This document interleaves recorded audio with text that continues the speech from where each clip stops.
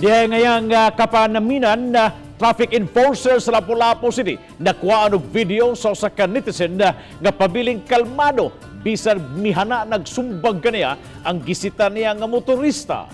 Si Luan Mirondina adunay live report. May Yes, Bob, nakaani og mga pagdaig ang pagpabiling kalmado sa usa ka traffic enforcer sa Lapu-Lapu City bisan pa man sa medyo tensyonadong sitwasyon. Sa video nga gipost sa usa ka netizen, makita nga mikanaog kining lalaki nga nagmaneho og pribadong pick-up ug daw gikomprontase ang traffic enforcer nga nagbarog tapad sa iyang sakyanan. Gani ang nagkuha sa video, madungog nga daw midapig sa traffic enforcer. Baga, sir! Sir! Baga ba? Sa pagsusi sa RTV Balitang Bisdak sa City Traffic Management System Office, among naila-ila si Jeffrey Nguho, 47 anyos, ang gilang gentle giant sa CTMS. Siya pinakadako diri sa mga sa enforcer sa CTMS, pero siya po'y pinaka-gentle gid sa tanan enforcer. Digid do jud mi kadungog ana niya nga modako na yang tingoy. Sukad sa kanang manawat ko og kanang naymobayad man mo, jud ko kakita nga og citation nga siya ini-issue. Pero kana si Jerry ma'am, hilumon ko kana, wag niya kitag kontra dire. Ibong lang na to nganong nanawag ang driver ma kana si Jerry igor na mobadlo nga di pa U-turnan. Mao na butan na Jerry ma'am, wa may problema na dugay na po na sa serbisyo.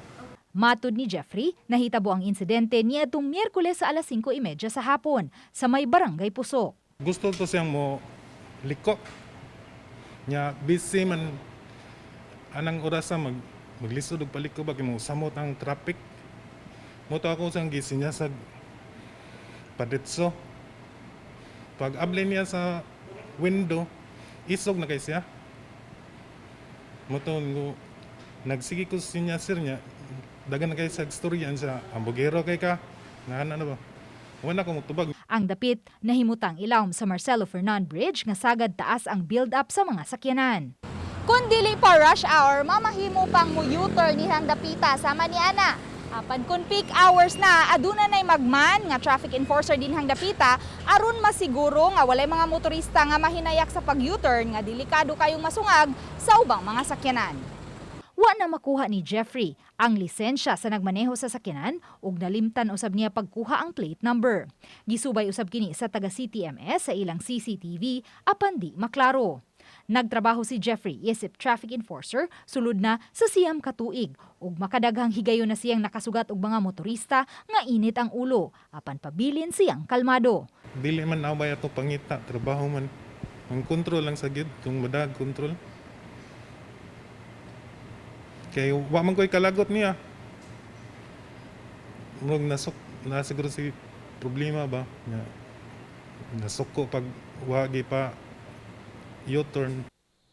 Bob, alang usab sa seguridad sa naaso yung traffic enforcer, sugod karong adlaw, giusab na ang iyang assignment, lakip na ang iyahang schedule sa iyang dutihan, kini ilabi na kay matud paghihulga siya sa lalaking nagmaneho sa pickup truck. Bob? dahil salamat Luan Mirondina sa imong live report.